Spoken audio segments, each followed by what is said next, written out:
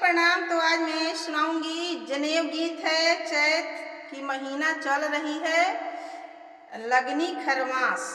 तो आज सोचे हैं कि हम आज सुनाएंगे आप लोग को जनेऊ गीत। जनेऊ चल रही है इस टाइम, इस समय हम लोग के बिहार में तो चलती है, पता नहीं यूपी में होती है नहीं होती, नहीं जानते। चलिए सुनाते हैं।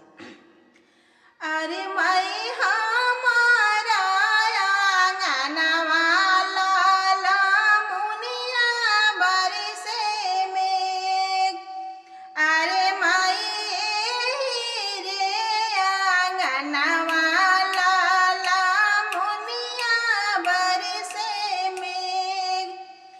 अरे माई भी जालन अपना पापा बरुआ सहित। अरे माई भी जालन अपना चाचा बरुआ सहित।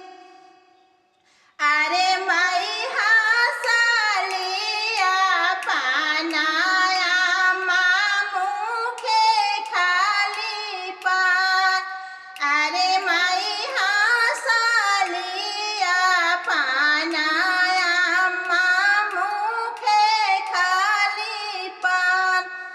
अरे माई भले प्रभु भी जाता रन बरुआ सहित। अरे माई भले प्रभु भी जाता रन बरुआ सहित।